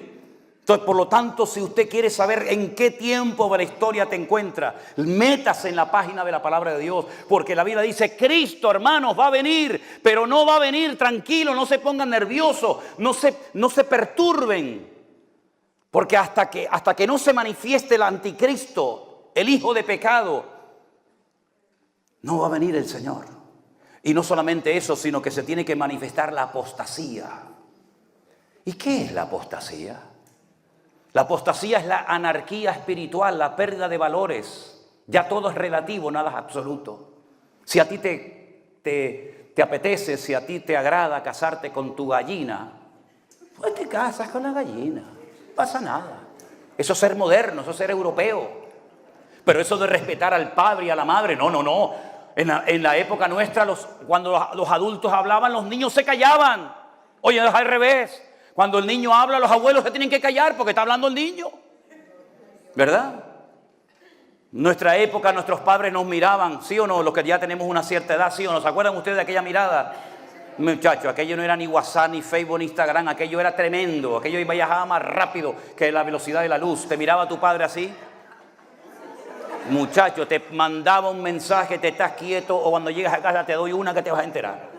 Y tú lo entendías, ¿verdad? No es como hoy en día que te escribe y dice: ¿qué me escribió este tío? Una X, una cruz, un pajarito, así. ¿Qué me está diciendo este mujer aquí? Tu padre te miraba, antes de ir a la casa de visita te decía: pórtate bien. No cojas nada de lo que te ofrezcan. No te muevas de ahí. Si tienes a nadie al baño, te lo haces encima, pero tú de ahí no te mueves. Y cuando te movías, el Señor decía: ¿quieres un caramelito? Tú mirabas a tu padre y hacías así, lo cogías, te miraba así. Y ya sabías que cuando llegabas a casa ibas a dormir calentito. Ya lo sabías. ¿Qué te parece? Eso era tremendo en aquella época, ¿verdad? La pérdida de valores. Hoy en día todo lo más raro es lo que vende. Lo más raro, lo más absurdo, lo más ridículo. La anarquía, la pérdida de valores en las iglesias, y muchas iglesias que están peor que el mundo. Un relajo, aquello es un circo, una pasarela, ve, esta viene con este vestido, la otra con otro vestido. La pérdida de valores en el cuerpo de Cristo, la pérdida de santidad, la pérdida de amor, el afán de protagonismo, ¿verdad? Los pastores que en vez de servir a la gente, se sirven de la gente. Todo eso que estamos viendo, todo eso que ya empezó hace muchos años, ¿verdad? Donde algunos dicen, no, ya la Biblia no, hoy en día hay una Biblia por ahí que circula que ya le han quitado versículos. Ya le han quitado versículos, la famosa la nueva versión internacional, le han quitado versículos. Ahora quieren hacer una que diga, en el principio Alá creó los cielos y la tierra. Para llevarnos bien con nosotros. Ese es el mundo en el que vivimos, ¿verdad? Tremendo. Todo eso se tiene que dar antes del que venga este personaje. Pero a su vez hay un dato muy significativo. Dice, pero no se podrá manifestar hasta que Él a su vez sea quitado de en medio. Y aquí viene la pregunta del millón. Cuando yo me sentaba con aquel maestro en la escuela bíblica hace muchos años, le decía, Cristo tiene que venir, pero no va a venir hasta que se manifieste la apostasía, el hombre de pecado, el hijo de perdición o el inicuo. Está claro. Pero dice, pero este inicuo, este perverso, este líder político con una influencia mundial, no se puede manifestar hasta que él sea quitado de en medio, hasta que lo detiene se quite, y entonces será manifestado aquel inicuo. Y yo le preguntaba, ¿y este él quién es? ¿Quién es este él? Y me decía, la iglesia. Y yo le decía, la iglesia. La iglesia no puede ser, hermano. ¿Por qué? Porque la iglesia no es masculino, la iglesia es femenino, es esposa, es amada, es novia. La iglesia nunca tiene el artículo masculino, él, por lo tanto no es. Entonces corregía, ¿no? Y me decía, bueno, vamos a vernos la semana que viene. Me decía, el Espíritu Santo. Cuando el Espíritu Santo sea quitado de la tierra, entonces el anticristo se podrá manifestar. Y digo, bueno, el Espíritu Santo es él, es masculino, pero ahora solamente necesito que usted me lo demuestre con la Biblia. Y no me lo podía demostrar, ni a mí, ni a ti, ni a nadie. Porque la Biblia no dice, y si alguien sabe que me lo diga. La Biblia no dice que habrá un momento en la historia de la humanidad que Dios le diga al Espíritu Santo, vente para acá. ¿Es que acaso el Espíritu Santo ha necesitado del hombre, de la iglesia o de Israel para estar o no estar? En el principio creó Dios los cielos y la tierra. Miren qué incongruencia voy a decir ahora, miren qué disparate. Y la tierra estaba desordenada y vacía. Vamos, si está vacía no puede estar desordenada. Pero bueno, es lo que dice en español. No lo dice así en hebreo. Y la tierra estaba desordenada, pero el Espíritu de Dios se movía sobre la faz de las aguas. Había caos, no había iglesia, no había pueblo de Israel, no había pastores, no había nada. Y allí estaba el Espíritu de Dios. Y en el principio Elohim, el primer versículo la Biblia dice, Bereshit bara Elohim et hashamayim vet haaretz. Elohim es un nombre polivalente que termina en in, y el masculino plural en hebreo es in. En el principio, literalmente dice en el principio, en un principio, dioses creó los cielos y la tierra. Porque esa palabra se emplea para no tendrás dioses, lo yiyeh leja Elohim alpanai. Así empiezan los 10 mandamientos. Se lo voy a repetir. Lo yiyeh leja Elohim alpanai. No tendrás dioses ajenos delante de ti. Y la palabra es Elohim en Éxodo 20. Pero en Génesis 1:1 dice Bereshit bara Elohim. Entonces, ¿cómo que Elohim es dioses? Porque es la palabra que se utiliza para hacer referencia al plural masculino, ¿verdad? No es que haya dioses, ni mucho menos creemos en un solo Dios, ¿verdad? Y a Él solo adorarás. Pero es la palabra que se utiliza. Allí estaba el Padre, allí estaba el Hijo, allí estaba el Espíritu Santo, ¿sí o no? Juan 1:1 dice, en el principio era el Verbo y el Verbo era con Dios y todo fue hecho por Él y para Él. Entonces, ¿quién creó? ¿El Padre o el Hijo? Los dos estaban allí. Allí estaban los dos. Y el Espíritu Santo también. Por lo tanto, eso de que el Espíritu Santo, si es Dios y es omnipresente, significa que está siempre en todas partes, ¿sí o no? El diablo no puede estar en todas partes al mismo tiempo. Hay algunos creyentes que enseñan eso. No, el diablo está aquí, pero ¿dónde está el diablo ahora? ¿Está aquí? No, el diablo no está aquí. La Biblia dice, ¿dónde está el diablo? Y el diablo no está en Holanda, en España, en Alemania, en Japón, en China, en Buenos Aires, en Madrid, al mismo tiempo. No, eso no es verdad. La Biblia dice dónde está y dónde no está, porque no es ni omnipotente, ni omnisciente, ni omnipresente. No puede estar. ¿Qué más quisiera Él? ¿Qué más quisiera Él de estar en todos los sitios al mismo tiempo? El que está en todas partes al mismo tiempo, lo sabe todo y lo conoce todo y lo puede todo, es nuestro Dios. Y Dios es Padre, es Hijo y es Espíritu Santo.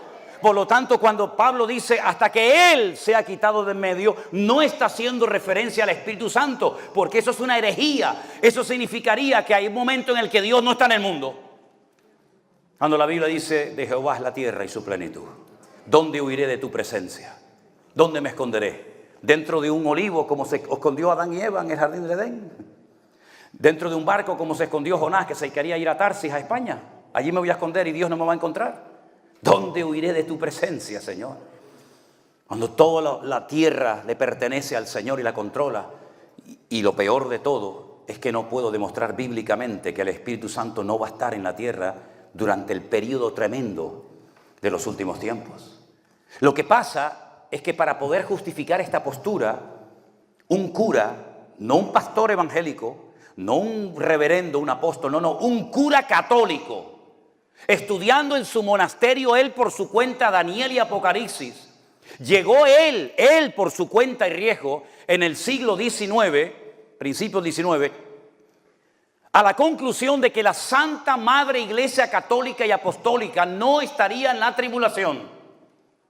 Él dijo que la Iglesia Católica, por ser la iglesia verdadera, según su punto de vista, no estaría en ningún momento de lo que llamamos gran tribulación, o como también se llama, tiempo de angustia de Jacob.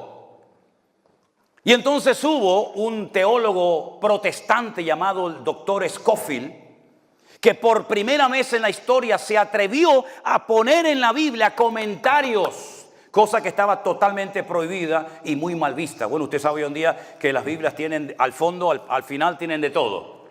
Tienen de todo, tienen mapas, tienen pesos y medidas, tienen opiniones de fulano, de mengano. En aquellos siglos eso era muy mal visto. La Biblia no tiene que tener nada más que la Biblia y nada más. Hoy en día es casi imposible encontrar una Biblia que no tenga nada de ese comentario, ¿no? Scofield puso en su Biblia, que se llama la Biblia de Scofield, él puso que la iglesia evangélica, no la católica, como había dicho el cura, que la iglesia evangélica no estaría en lo que llamamos gran tribulación. Claro, esto cayó, lo dijo Scofield. ¿Te dan cuenta el problema de decir amén a todo? ¿Se dan cuenta de que cuando levantamos a un hombre demasiado, creemos que todo lo que dice es correcto? Eso cayó, hermanos, de maravilla, porque claro, ¿quién quiere ser aquí perseguido? ¿Hay alguien que esté orando para ser perseguido, torturado, encarcelado, quemado, descuartizado? ¿Hay alguien así? No, nadie. Si el Señor permite que nos maten como mártires, pues Dios nos dará las gracias para poder soportar. Pero si puedo evitarlo, lo evitaré. ¿Sí o no? Hay momentos que hay que quedarse y hay momentos que hay que salir corriendo. Pero claro, sentó muy bien dentro del círculo evangélico decir, mira, el señor Scofield, wow, que es un gran teólogo, dice en su Biblia que la iglesia no pasará por la gran tribulación. Y esto cayó también en muchas denominaciones, que hasta el día de hoy en muchas iglesias, como se te ocurra decir a ti, que la iglesia puede ser que esté en una parte de la tribulación, te excomulgan o te ponen en disciplina. Sin embargo, luego te llaman por teléfono o te escriben y te dicen, pastor, yo estoy de acuerdo con esto, pero no lo puedo enseñar porque son cobardes. Porque son cobardes y tienen miedo a perder el sueldo, tienen miedo a perder el puesto. ¿Quién es este él? Si no es la iglesia, porque es femenina, si no es el Espíritu Santo, si no es como alguien dijo el Imperio Romano, ¿quién es este él? Porque Pablo, mira lo que dice aquí, dice, vosotros sabéis lo que lo detiene. Versículo 7, ya está en acción el misterio de la iniquidad, solo que hay quien al presente lo detiene hasta que él a su vez se ha quitado de medio. Pero vosotros sabéis lo que lo detiene. ¿Cómo es posible que gente que llevaba 3 semanas de convertido, ya sabían? Y hay pastores y hay creyentes que llevan toda la vida en la iglesia y no saben responder a esta pregunta. El lugar donde más tiempo Pablo estuvo ministrando fue en Éfeso, después en Corinto, pero donde menos tiempo estuvo, porque tuvo que salir corriendo, fue en Tesalónica. Y miren el nivel, fíjense el nivel de enseñanza que daba Pablo a los tesalonicenses, que les habla de temas que hoy en día algunos dicen, mi madre, yo no me entero de nada, yo no sé nada de este tema. Ellos sabían incluso que estaba deteniendo la manifestación del anticristo, lo sabían. Pero yo les voy a decir lo que dice la palabra de Dios. ¿Están de acuerdo? Vengan conmigo al Antiguo Testamento. A lo mejor muchos de ustedes ya esto lo saben. A lo mejor otros dicen, yo no había oído esto en mi vida. Bueno, pues está bien, así aprendió algo. En el libro de Daniel, que es el Apocalipsis del Antiguo Testamento, el libro de Daniel es el Apocalipsis del Antiguo Testamento. De hecho, hay cosas que para poder entenderlas del Apocalipsis hay que entender el libro de Daniel. Y hay cosas que para entender del libro de Daniel tienes que leer el libro del Apocalipsis. Ambos se complementan, ¿verdad? En Daniel capítulo 12, titulado El tiempo del fin, dice lo siguiente. Daniel 12:1. En aquel tiempo se levantará, kun es levantarse, quitarse, desplazarse, moverse. En aquel tiempo se levantará Miguel, el gran príncipe que está de parte de los hijos de tu pueblo. ¿Y qué va a pasar cuando este general del ejército de Dios se le diga, quítate, muévete? Pues dice que será tiempo de angustia, cual nunca fue desde que hubo gente hasta entonces. Pero en aquel tiempo será libertado tu pueblo y todos los que se hallen escritos en el libro. Muchos de los que duermen en el polvo de la tierra, de los muertos, serán despertados, unos para vida eterna y otros para vergüenza y confusión perpetua. Los entendidos resplandecerán como el resplandor del firmamento, y los que enseñan la justicia a la multitud como las estrellas a perpetua eternidad. Pero tú, Daniel, cierra las palabras y sella el libro hasta el tiempo del fin. ¿Cómo se te quedó el cuerpo, hermano? No cabe la menor duda de que el pueblo de Israel tiene sobre ellos una protección sobrenatural.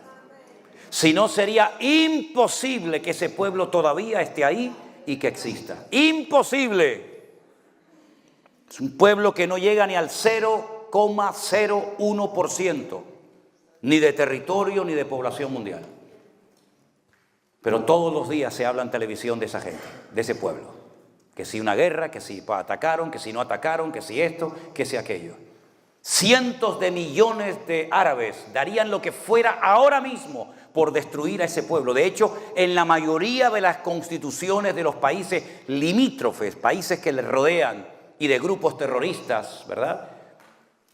En su carta magna dice que su objetivo es la destrucción y aniquilación del Estado de Israel. Lo intentaron los babilónicos. Lo intentaron los medos persas, lo intentaron los griegos, lo intentaron los romanos, lo intentaron los cruzados, lo intentó Adolf Hitler en la Segunda Guerra Mundial, lo intentó todo el mundo y todos los que intentaron destruirlo desaparecieron. No queda rastro de ellos. Y ellos siguen ahí, su bandera, con su himno, con sus tradiciones, con su menorá, con su talir, con sus costumbres, ahí siguen. ¿Qué es lo que hace que este pueblo sea indestructible? Nadie puede con ellos. Desde que entraron en la época moderna, en 1947-48, que David Ben Gurión declaró la libertad del Estado moderno de Israel, han tenido 8 guerras. 8 guerras. Le han atacado por tierra, por mar, por aire, por la izquierda, por la derecha, por arriba, por abajo, por dentro. Y cada vez que hay guerra, pierden territorio los enemigos y siguen estando ellos ahí. Pero ¿qué es lo que tiene esta gente? ¿Qué es lo que tiene? Que a veces lanzan un cohete hacia allí y se da la vuelta y cae en territorio enemigo. ¿Qué es lo que hizo que en la guerra de los 6 días subiendo los poquitos tanques de guerra israelíes por los altos del Golán, llegaran arriba y se encontraran con centenares de tanques de combate armados hasta los dientes de los sirios y de los árabes, y de repente estos muchachos desde su tanque observaran que levantaban la tapa y salían corriendo y dejaban los tanques encendidos, los motores arrancados con todo el armamento dentro. Y dicen, ¿pero qué hacen? Pues si somos 4 y ellos son 1000, ¿por qué no nos destruyen? Y años más tarde, alguien contó, decir, ¿cómo no vamos a huir? ¿Cómo no vamos a huir? Si cuando ustedes subían por la montaña, una mano gigante les iban cubriendo y amparando. ¿Cómo no vamos a huir si el que pelea contra ustedes pelea contra el Dios de Abraham, de Isaac y de Jacob? Es increíble, es increíble. Tiempo de angustia de Jacob, sí, mucho. Ahora Israel está como nunca la he visto. Llevo 22 años viajando todos los años, 2, 3, 4 veces a Israel. Y nunca he visto a Israel tan sacudida y tan dividida como está. Pero no podrá ser destruida por un motivo fundamental. Porque el que destruye a Israel demuestra o que Dios no existe o que Dios es un mentiroso. Porque Dios dice, no lo hago por vosotros, yo no lo hago por ustedes, que son los mejores de la tierra, no, lo hago por mí, lo hago por mi nombre. Porque Dios se ha empeñado, Dios ha dado su palabra y ha jurado por sí mismo que nadie podrá destruir a ese pueblo, sacudido por aquí, por todo lo que ustedes quieran, hasta la altura de los frenos de los caballos llegará en el valle de Megido, en la batalla de Armagedón. Y estarán meses y meses enterrando muertos y años quemando armamento, pero no podrán ser destruidos nunca, porque el que destruye a Israel es como el que destruye a Dios. Y es una guerra con una connotación espiritual tremenda. ¿Quién puede más, este Dios o este Dios? ¿Saben cuántos cohetes han caído o han lanzado desde la franja de Gaza a Israel? ¿Saben cuántos cohetes están lanzando ahora mismo desde el norte contra Israel? Pero tan difícil es destruir a esta gente, tan complicado es destruirlos. No es que sean invencibles humanamente hablando, es que Dios ha empeñado su nombre y su palabra. Y esa es la pura realidad. Ahora llegará un momento cuando se pondrán las cosas muy complicadas, muy complicadas. Cuando Estados Unidos le diga, ahí te quedas, amigo. Y cuando Europa, que ya lo ha hecho, porque no hay un continente más cobarde y más traidor que el de Europa, que hoy se pelean y mañana se van a comer juntos. Terrible, terrible, ¿no? Cuando Israel se vea sola y está siendo atacada por todas partes y las legiones, las hordas del anticristo vayan contra la ciudad de Jerusalén, apoyados desde el norte por Rusia, por China, por los países árabes y también por Europa. Y vayan más de 100 millones de personas a pelear contra Israel para tomar la ciudad del gran rey, la ciudad de Jerusalén. Dice la Biblia que tendrán que levantar su mirada al cielo. Porque el arca de Noé solamente tenía una ventana, mi hermano. No era como esos barcos que tienen ventanitas por babor y estribor, sino solamente tenían una ventana y estaba arriba. Era la única dirección a la que podían mirar, al Altísimo. Si habéis resucitado con Cristo, poner la mira en las cosas de arriba, no en las de la tierra. ¿Verdad? Pues cuando ellos estén ya con la soga al cuello y ya no digan, no podemos más, nos van a destruir, es entonces cuando Él vendrá y pondrá sus pies sobre el monte de los olivos y el monte se partirá y todo ojo le verá y todos se nos revelarán delante del gran rey, aleluya, de toda la tierra. Ese es nuestro Dios. Entonces, mis queridos hermanos, a la iglesia nunca se le prometió no pasar por problemas. Eso es lo que algunos enseñan desde los púlpitos. Vengan al Señor, conviértanse y todos sus problemas desaparecerán. Falso, falso. Ya me gustaría a mí poder predicar así, pero estaría mintiendo, hermanos. El que quiera vivir, no sé cuántos quieren vivir piadosamente, pero dice la Biblia que el que quiera vivir piadosamente sufrirá persecución. O por el padre, por la madre, por el compañero de trabajo, por el vecino, por quien sea. Si tú quieres verdaderamente ser un hombre de Dios o una mujer de Dios, tarde o temprano se meterán contigo, mío. No seas un cristiano espía. No, nadie sabe en el trabajo que soy cristiano. Nadie lo sabe, no lo diga. Me acuerdo un día que fui a predicar una mañana a una iglesia y se levantó, era un culto abierto donde se podían levantar diferentes personas según el estilo, el modelo de esa iglesia, a compartir. Y se levantó un señor y dio un sermón ahí, muy elocuente. Y por la tarde, en el pueblo donde este señor vivía, pues, ¿me estoy extendiendo mucho? No, vale. ¿Cuántos me dan un minuto? 5 minutos. A ver, 5, 10, 15, 20, vale, ya voy. Bueno.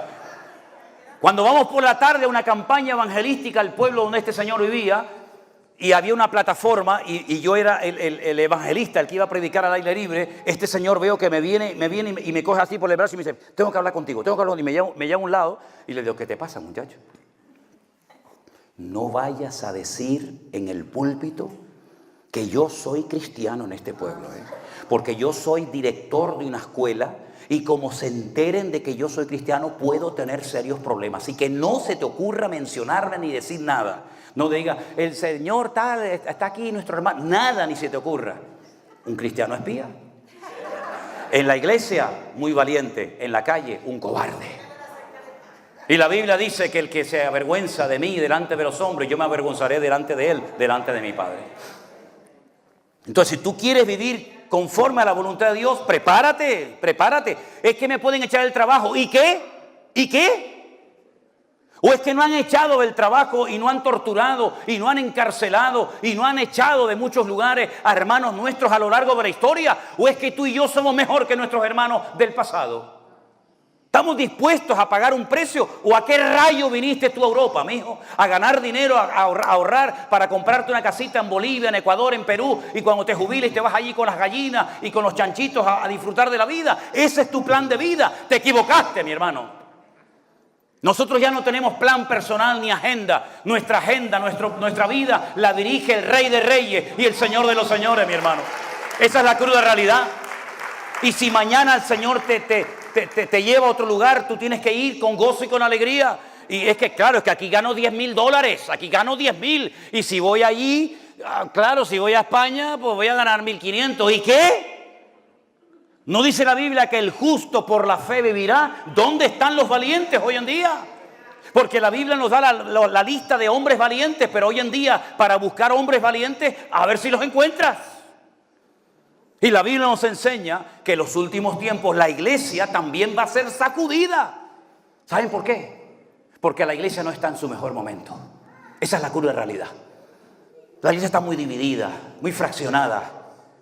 Mucho afán de protagonismo, muchas peleas. Quítate tú para ponerme yo. Me enfado en la iglesia, no me hacen caso, por lo que sea, me voy a la esquina, abro un local y me monto una iglesia y mañana soy pastor. Y hay así de gente, así en todas partes. ¿Qué pastor este hombre? ¿Qué pastor? ¿De quién te ha hecho aquí pastor? No, yo me he hecho pastor. Dios me levantó. Como se me acercó una vez una a mí en la iglesia y me dice, pastor, vengo a darte un dato, una información. Digo, ¿qué pasó? Me dice, anoche estaba orando y el Señor me dijo que soy pastor y profeta. Y yo le dije, muy bien, me parece muy bien. ¿Y ahora qué quieres? ¿Qué quieres ahora? No, yo como soy pastor y profeta, voy a abrirme mi propia iglesia. Y la abrió. Y así nos va. Por eso la iglesia, que tiene todavía tantas manchas y tantas arrugas, va a tener que ser sacudida, porque la Biblia dice que es hora de que el juicio empiece por la casa de Dios. Y yo me temo que aquí en Holanda el corazón de la iglesia y de ustedes pues es exactamente igual que si te vas a Guatemala, a España o a donde quiera que sea. Claro que la iglesia pasará por luchas y por pruebas. Pero la Biblia nos da un dato y es el último que comparto en esta mañana, porque de este tema podría estar hablando días y días. ¿Cuándo se producirá entonces ese encuentro con Cristo? Yo dije hace un rato, hoy no. ¿Se acuerdan que lo dije? De momento no ha venido. ¿Cuándo se producirá entonces ese encuentro? ¿La Biblia lo dice? Claro que lo dice. Claro que lo dice. Primera de Corintios capítulo 15, y esta es la última porción que les comparto en esta mañana. Primera de Corintios capítulo 15 es un capítulo monográfico, es decir, habla de un solo tema. No mezcla diferentes temas en el mismo pasaje, sino que es un capítulo que va desarrollando un tema central que es la resurrección. lo que se conoce como la anastasis, la transformación como de gusano a mariposa, para que me entiendan. Primera de Corintios capítulo 15, es un capítulo muy extenso, pero yo voy a leerles los versículos 51 y 52. Repito, Primera de Corintios 15, versículos 51 y 52. Dice la palabra del Señor así: he aquí os digo un misterio, algo que no se ha contado nunca. Eso es la palabra misterio, un secreto. Yo voy a revelarles un secreto, y es el siguiente: no todos dormiremos, pero todos seremos transformados. Amén. En un momento, en un abrir y cerrar de ojos. ¿Cuándo? ¿Cuándo? A la final trompeta.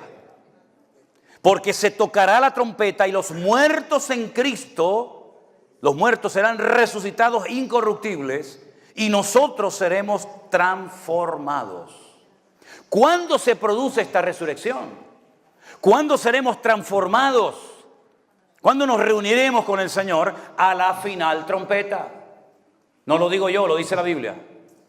La pregunta es, ¿y esto de las trompetas qué tiene que ver? Porque el libro del Apocalipsis relata 21 juicios diferentes en 3 grupos de 7, 7 y 7.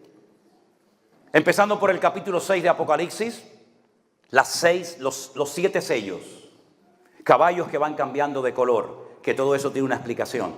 Se habla del jinete, pero se habla a través del caballo.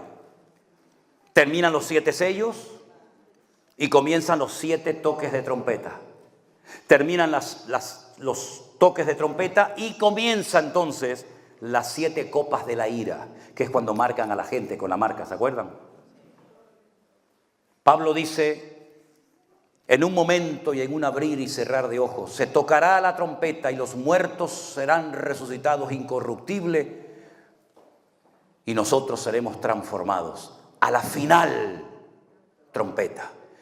Hasta que toque la última trompeta, tienen que pasar 7 sellos. Cuando terminan los 7 juicios o 7 sellos, empiezan otros 7 juicios más, hasta llegar al 7º toque de trompeta. Y es ahí donde dice Pablo que se producirá la resurrección de los muertos y nuestra reunión con Él, y viviremos por la eternidad con el Señor. Entonces usted tiene que leer a partir de hoy urgentemente el Apocalipsis, para saber de los 7 sellos cuántos ya se han producido, si es que se ha producido alguno, o se han producido todos. Y usted posicionarse y decir, cuidado, estamos aquí o estamos allá, y saber cómo comportarse. Pero como conclusión final de todo esto, por supuesto, Cristo viene pronto. Pero Él no retarda su promesa, según algunos la tienen por tardanza, sino que es paciente para con todos, no deseando que ninguno perezca, sino que todos procedan al arrepentimiento. ¿Sabes por qué todavía no ha venido el Señor? No porque no tenga ganas, porque si nosotros tenemos ganas, unas veces más y otras veces menos, que Él venga, ¿cuántas ganas tendrá el Señor de encontrarse con nosotros? Amén, hermanos. Pero todavía le está dando oportunidad a muchos para que se arrepientan, para que se reconcilien con Él. Y si en esta mañana entre nosotros hay alguien que se ha enfriado, que se ha apartado de los caminos del Señor, vuelve a Cristo hoy antes de que sea demasiado tarde. Si alguien nunca ha recibido al Señor Jesús como su Señor y Salvador personal, hoy, aquí y ahora es el momento de arrepentirte de tus pecados y nacer de nuevo. Tal vez tienes una religión, como muchos dicen, yo soy católico. Otros dicen, no, yo nunca fui católico, pero fui protestante. ¿Y eso de qué sirve? ¿Cristo era católico? ¿Cristo era protestante? ¿Era pentecostal? ¿Era bautista? ¿Era metodista? No, era judío. No tenía nada que ver con esas religiones. Los latinoamericanos fueron o son católicos porque los españoles fueron a América y conquistaron aquellas tierras. Pero si en vez de ir los españoles hubieran ido los ingleses, hubieran ido los árabes, ustedes nunca hubieran sido católicos. Tú no elegiste la religión te eligió a ti, ¿verdad? No fue algo que tú tomaste de decir yo quiero ser católico o esto o aquello, sino te lo impusieron desde la cuna. Y cuando te bautizaron ni te acuerdas, ¿verdad? Ni te acuerdas de aquello, porque era por presión, no por convicción. Pero ahora el Señor viene y te dice, Yo no te ofrezco una religión. Religión es religa, reluga, relegar, es del latín, atarse, atarse, volverse a atar, otra atadura más, otra cadena más. Cristo vino para traer libertad a los cautivos y vista a los ciegos y vida en abundancia. Por eso quiero que todos cerremos nuestros ojos en esta mañana. Y te vuelvo a preguntar, ¿qué vas a hacer con el Señor Jesucristo en tu vida y en tu corazón en el día de hoy? ¿Vas a acercarte a Él? ¿Vas a pedirle perdón por tus pecados? ¿Vas a decirle, Señor, perdóname, límpiame, Señor Jesús? Aleluya. Si en esta mañana hay gente entre nosotros, gracias, que nunca ha recibido al Señor Jesús en su corazón como su Salvador personal, hoy tiene usted la oportunidad. Hoy tiene usted la oportunidad de decir, yo quiero recibir a Jesús como mi Salvador personal.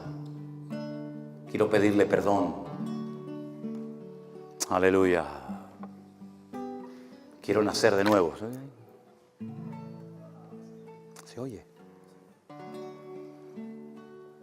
Si hay alguna persona entre nosotros en esta mañana que se quiere acercar a Jesús,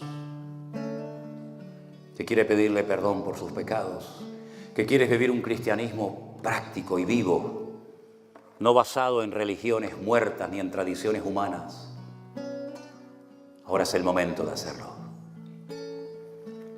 Yo invito a que esa persona, esa familia, ese joven, pase al frente en esta mañana y estaremos orando juntos. Rey de reyes, Señor de señores, admirable, consejero, Dios fuerte, Manuel, Dios con nosotros, el Cordero que fue inmolado, eres digno de tomar el poder, las riquezas, la sabiduría, la fortaleza, la honra y la gloria y la alabanza por los siglos de los siglos. Amén. Rey de reyes, Señor de señores, admirable, consejero, Dios fuerte, Manuel, Dios con nosotros, el Cordero que fue inmolado, eres digno de tomar el poder, las riquezas, la sabiduría, la fortaleza, la honra y la gloria y la alabanza por los siglos de los siglos. Amén. Invito a la iglesia a que se ponga de pie en esta mañana y juntos cantemos esta alabanza a nuestro Dios. Aleluya. Acércate a Jesús en este día. Vamos. Rey de reyes, Señor de señores, admirable, consejero, aleluya. Canta fuerte. A nosotros, el Cordero que fue inmolado, eres digno de tomar el poder, las riquezas, la sabiduría, la fortaleza, la honra y la gloria, la alabanza por los siglos de los siglos. Amén. Rey de reyes, Señor de señores, admirable, consejero, Dios fuerte, Manuel, Dios con nosotros, el Cordero que fue inmolado, eres digno de tomar el poder, la riqueza, sabiduría, la la fortaleza, la honra y la gloria y la alabanza por los siglos de los siglos. Cantaré al Señor, iglesia amada, fuerte todos. Rey de reyes, Señor de señores, admirable. Sé que... Amén. Canta tú, sí. Amén. Aleluya. Sí, Señor. El poder, las riquezas, la sabiduría. ¡Vamos! La fortaleza, la honra y la gloria, la alabanza por los siglos de los siglos. Amén. Por los siglos de los siglos. Amén. Por los siglos de los siglos. Amén.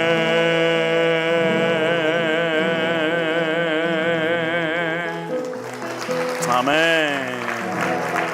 Aleluya. Gracias, Señor. Fuerte ese aplauso a nuestro Dios. A ti la gloria, a ti la honra y la alabanza, Señor Jesús. Amén, amén, amén, amén, amén. Gloria a Dios.